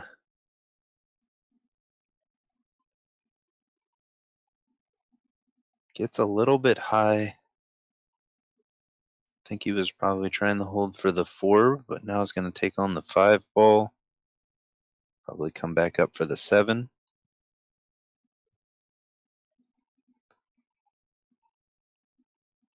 Zach's mentioning that he's getting a bunch of lag. He just messaged me, so he's talking with the tech guys, kind of figuring that out. Mine's got a little bit, but not too bad.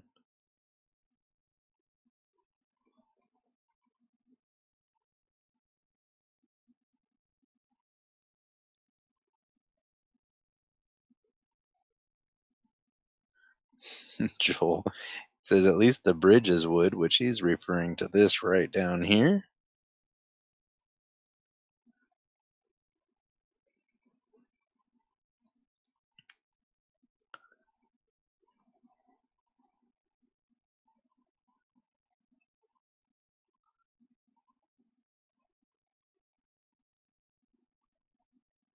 They're talking about how to solve these last 3 balls. I think you want to be somewhere on this line for the side pocket.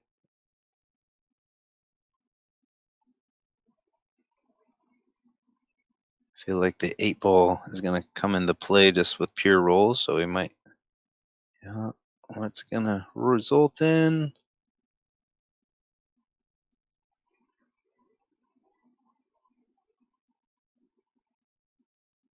Yeah, that 12 ball did get tougher.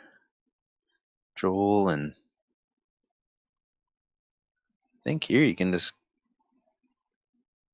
cut the 2. Kind of run into those balls a little bit. You got the 5 ball.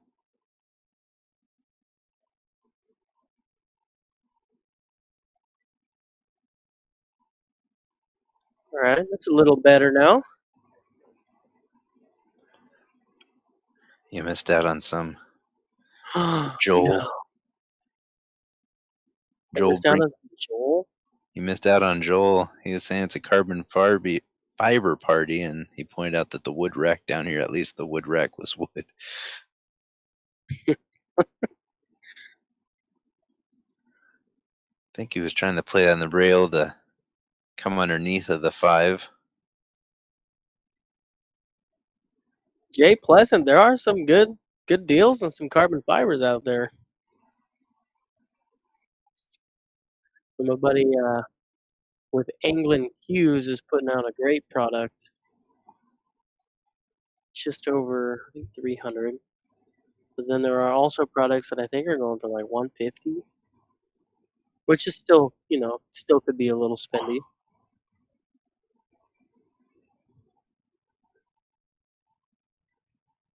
Pretty unfortunate. I've actually been thinking about switching back to wood and seeing how that feels after playing with carbon fiber for like 2 years. Maybe switch to play with like a keel wood or something. See what that feels like.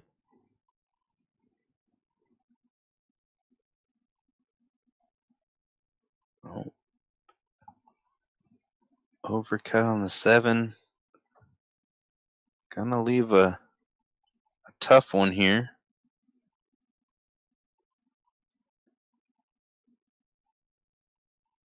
Oh, head goes back in a little frustration. Was really wanting that one to drop down to get it tied back up. Now righties are in a little bit of a predicament because the 4 ball is your easiest shot pocketing angle wise, but you're hindered by the 8 ball.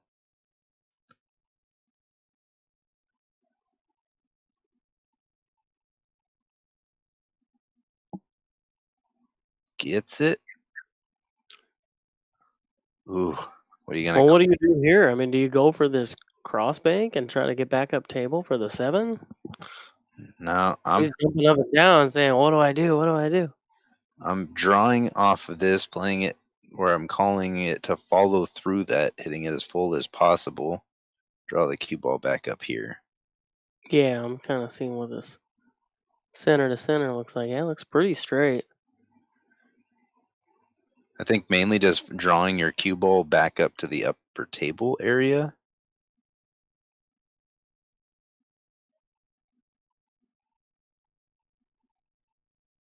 Exactly kind of what you had talked about. This is not a Don't bad think the spot bank for the is cue. there. Unless that goes by there in the side. Yeah, head shake is like Yeah, I don't know. Man, that's a tough spot.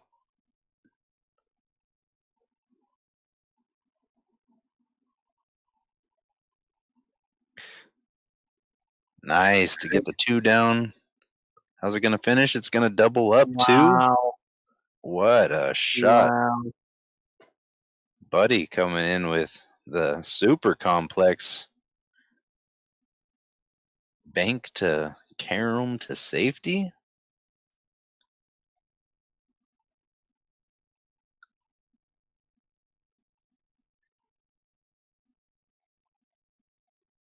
Goes for the kick. Ooh. Gets it where it's tricky. I mean, if you back cut this, your cue ball is going Mach 1. Lying. But I will say, it is cuttable. It is cuttable, but like, do you take it on in this moment? I don't. I think this is wow. What safety was a great games are shot. coming out now? Great shot. Joel talking about Buddy's two-way magic. Now we're getting some moving game going on. That's another thing I really like about 8-ball bar box is this situation where both players have one ball left on the table and you're kind of trying to outmove your opponent to get the right shot. Is this the first time the short stick has come out this match? I think so. I think it is. Well, how's it gonna Oh, we got some more action here, folks. drama? Now, how much room do you have to just miss that 7 to play safe? Because you Here's can what I almost play this with like a low right, and the cue ball barely stuns here. Then you hit this rail. Come out just a little bit. What do you like? I like banking it right about here, coming for this pocket and playing it with a little bit of a high ball. So your cue ball is kind of coming out here for the 8 and leaving it somewhat tough on the 7 further up table. Or he's got the pocket. Oh my goodness. He had the pocket. That was so close.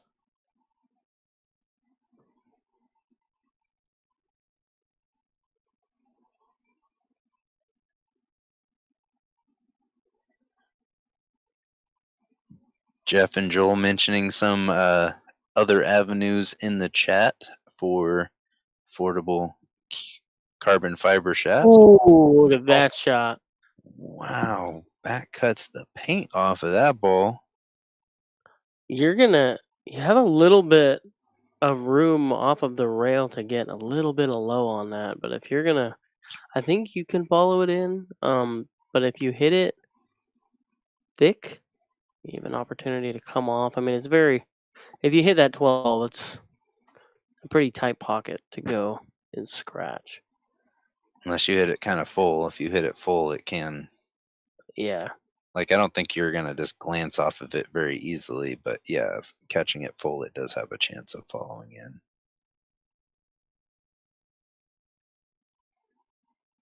Oh, is it going to? Nope. I thought I was going to bump the 12 right in front of the pocket for a second. Bank it. Come around 3 rails. I'm playing the banker, yeah. I love this bank. Yeah, me too. Fits within that first diamond and like 2 inches off of the rail. Oh, catches both of the points. Brutal.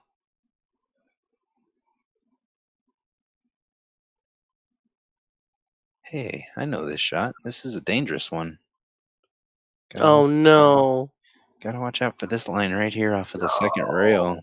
That breaks my heart every time you say it. It's amazing how much it comes up. When's the last time that you've done that? August 22nd, 2020. Oh, no. Oh, you know the date. Dang it. Yeah, Joel was Hey, that there. was almost exactly 3 years ago. Yeah, it's coming up. Or The maybe it's 3-year 2021. anniversary's coming up, Trevor. 2020. 5 years ago. Oh, 5 years ago. Dang. I misspoke. I said August 22nd, and another 22 followed. Pocket twos, bro. Never lose. That was, Jeff, indeed a nice touch from Kelly.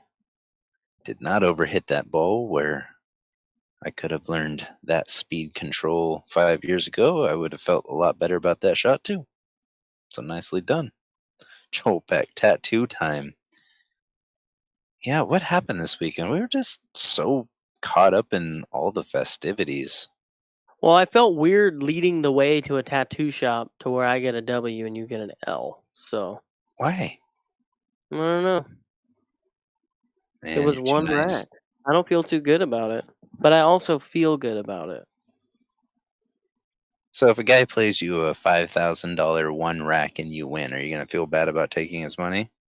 No, Then why do you feel bad about this? I don't know. Walking you to the shop, it's a different story than taking $5,000 out of your hand. Okay, well maybe like you have to walk the guy to the bank to watch him pull it out. It's still kind of all the same. Oh, I guess. But hopefully, if I'm playing somebody for $5,000, they're not my friend. Yeah, this is true. It's all fun. Yeah. All right. Hey, Don't say that after your 5-year anniversary coming up. it is all fun. This is nice position on the four. Or righties taking on solids. Can he nudge this 5-8? Doesn't feel like he needs to, so maybe the 5 goes direct with no issues. Yeah, you can play this and even create a little more problem on stripes by just kind of using this ball and nudging it in here. Yeah, Giving yourself shape on the 5. I 100% agree with that shot selection. Because, like, even if you get kind of funny on your 5, you still have the 3 ball as a The safety 7 is ball. like,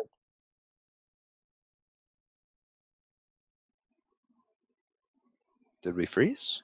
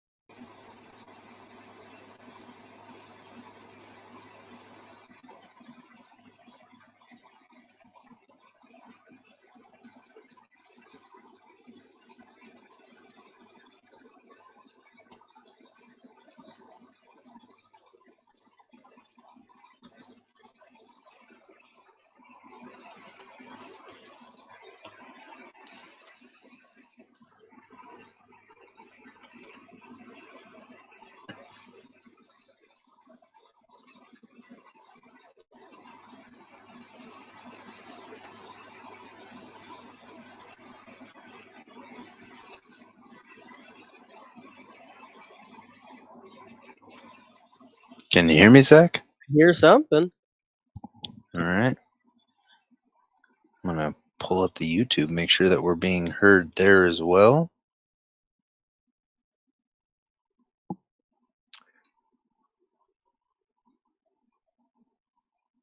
Yep, I believe we should be good. I know that you can be heard. All right. Wow, what a... Thank you, Jeff. Yeah, whatever that little internet lag there that happened that caused the choppy stream, the box did not want to communicate with us anymore because we are not in the venue. We are several hundred miles away down in Oregon. What is Solids going to do here? This cluster right here is ugly. What's he got? Just nudging them apart. Right? Wonder how much. Looks like he might be able to follow through this and get that 9.5 broken out. You're gonna want to get a nice roll and get something. I mean, he does have shape on the 9, but the 13 did not fall, and I think he has shape to just play this 2-up table, which would be ideal. You want to get yourself off the rail a little bit, though, to play that 4. You want to take this 5 here.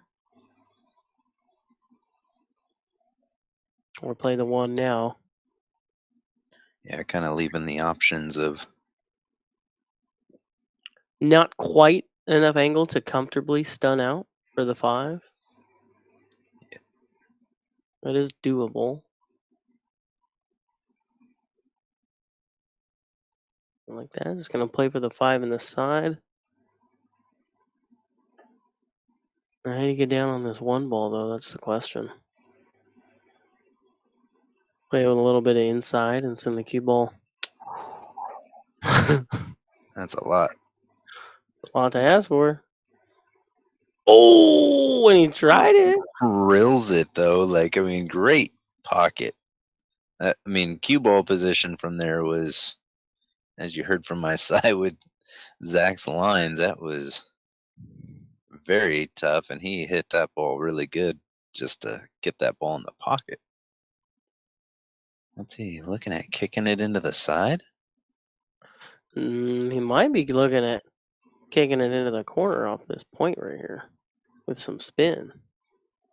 No, I think he's looking at this line. See how he's Yeah. mapping out his line to kick it into the side pocket right here, because that's what he was... I haven't seen him call it. No, I saw him call it. He did call Oh, he it. did. He did call it. I'll leave that line up to see how close he is. Great contact. Did not give up ball in hand, but you know what they say about having 1 ball left on the table when your opponent has several. They have lots of options of safety if need be, but this rack looks negotiable to get out. Yeah, Jeff, that pocket that you're referring to, I believe, was this one up here where that ball is hanging deep shelves. That's what the diamond tables are known for. You don't get it inside the pocket, it'll jaw up and just hang out.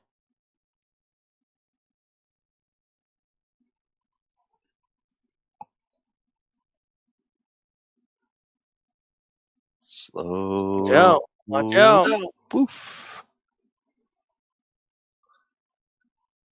So what's the play now? I think he kind of got to play safe.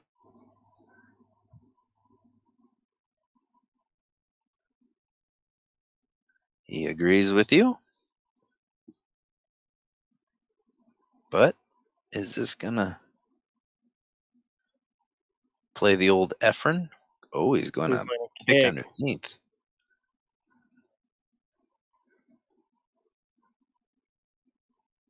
Where's the 1 ball going?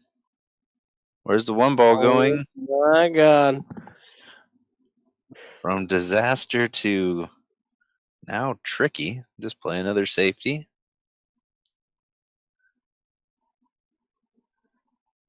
As the aforementioned one ball while your opponent has many, you kind of find yourself kicking and I almost, scraping to try and make something happen. I almost like trying to play this one here because it's so close to that stripe that you could, you're risking fouling by hitting this. Because if you miss over here, you should be all right. But if you miss this way, there's a good chance that you're hitting that stripe first. Yeah. That's a tough But then ball again, to if you try to play this here, now you're risking the scratch.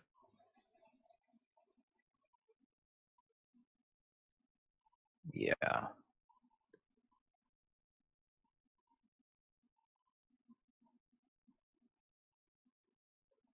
Tough spot. Trying to see. Kick it in and hope for the best to get some look down table for the 8 back in the side. And he's going to make the stripe. So that leaves the lefties with one ball to get on the 8. Anywhere in this area to play it into the side will be no problem. Well, really just about anywhere on that side of the table. Put his cue right here. That's where he put the tip of his cue. He's on the same line. Along the line, so Yeah. that's good. All right, so the lefties closing the gap. Closing the Staying in this with the righties on the hill.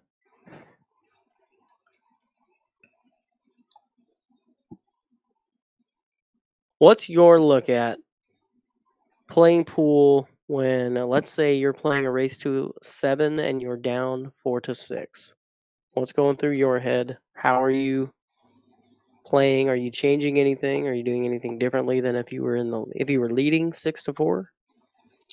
It depends on a couple of things. Like if the guy's just been not giving me any opportunities, running out from everywhere, playing lockup safes, and I have a look at the table at that point, I'm just like, all right, let's just play some pool and see what happens. See if this guy makes some mistakes, and I'll try and not make any, and just try and get in that free flow for him. Forget about the score.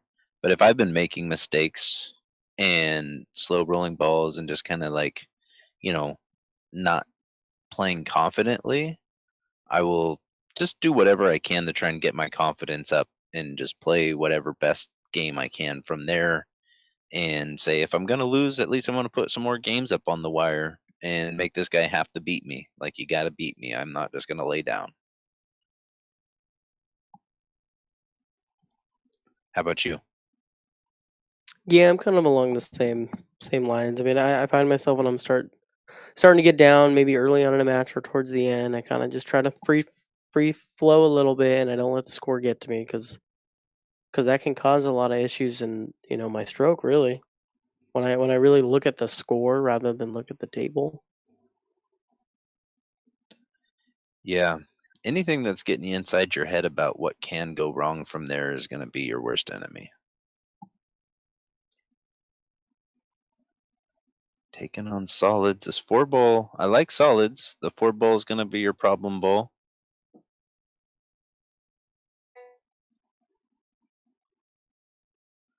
I wonder if there's a line right through here where you could cut that 4 ball in somehow. It looks so tight. I don't think it's possible, but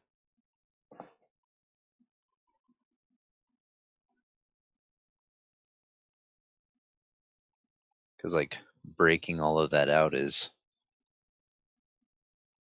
a lot of factors to take into effect. But I like solids mainly for the fact that where this 9 ball is sitting, unless you're moving that in some way, it is the worst position on a table for an object ball to sit.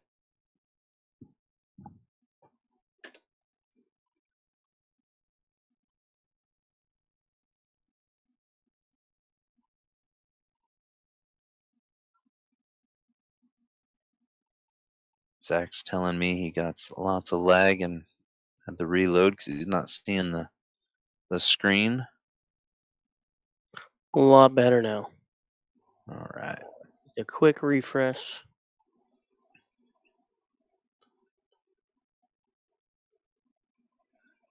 Okay, righties.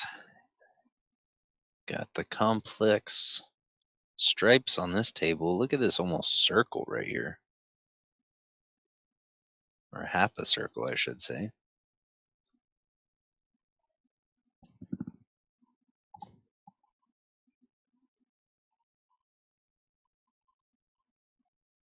Although it didn't make the ball, it really complicated the solids situation a whole lot with this cluster and this 4 and 5.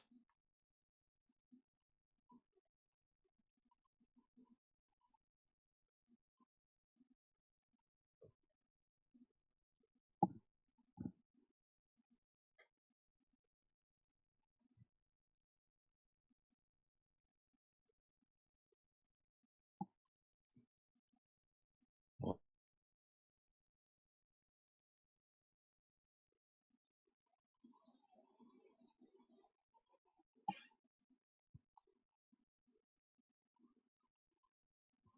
how do you get to where you can get out? I don't see like a lockup safety option, but I would be considering some sort of containing safe here.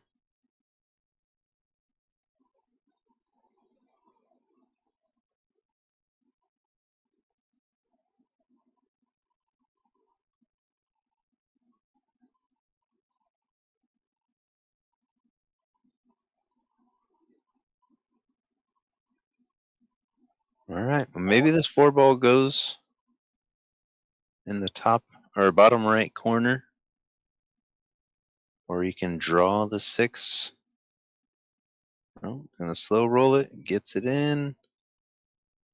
Oy. Nice pocket, but doesn't really give up anything offensive that I can see. Almost wonder if you can just stop your cue ball right on the 5 and bump the 4 over by the 8. Like that too.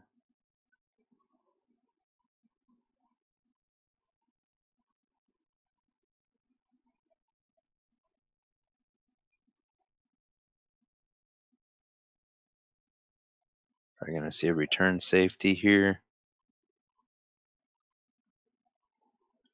I think he was trying to get to where he couldn't see the 5, so it kind of forced the issue on that 4 to get some separation off of it in the 8 ball. Yeah, I mean, and how it's sitting, it's kind of hard to tell. Is the 8 ball right here, or is the 8 ball? I think the 8 ball's behind it, right? Yeah, the 8 ball is behind it. So you don't really have a pocket there for the 8. Yeah, because I mean, depending, it looked like it rolled right up on it, so I'm not even sure the 8 ball can go into this pocket the way that it kind of settled at the last minute. You know, you can kind of see it like bumping it, the 8 ball settle back like it rests right up against it sometimes.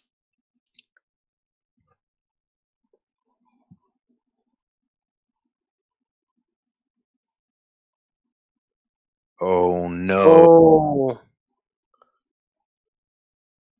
Is so that that's it? gonna be it. Wow. An early 8 to end it. That was so unexpected. One thing I wanted to bring up too. I think we're not gonna have much time with it, but if you look at your top left of your screen, there are some logos from different companies in the Yakima area, and it says sponsored by. I believe all of this is in the stream description on YouTube. So if you want to look that up and support some local businesses, lots of different options here. Some screen printing and a fitness center and another screen printing. So yeah, support the local businesses in the Yakima area.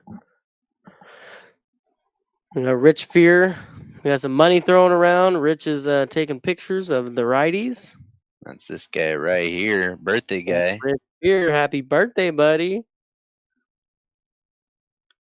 Yeah, it was fun hanging out with him here, and I love how he just thinks about the players and like traveling in and the 2 different coin options, being able to make it simple in the room, hotel situation, all those things. Like, really cool seeing somebody care that much about the game and helping make it as convenient and easy for the players to be able to play it when traveling in is awesome. Yeah, 100%. Well, Zach, I guess I'll have to wait till next Monday night to hang out with you some more, but I'll look forward to it. Next week, we are going to be, as scheduled right now, out at Players in Kennewick. We're going to be tuning into a tournament and taking whoever's in for the round at that time. So, yeah, we'll catch you guys all next week, and hope you guys have a good rest of your week. All right, Trevor. We'll see you all next week. All right, we'll see you. All right, take it easy, fellas. Thank you. Yep, thank you so Thanks, much, man. Rick. Thanks for jumping on. Have a good rest of your evening. Will do. You guys too. Thank you again. All right. All right, Yeah. we'll catch you guys All later. right, take it easy. Bye. Yeah, bye.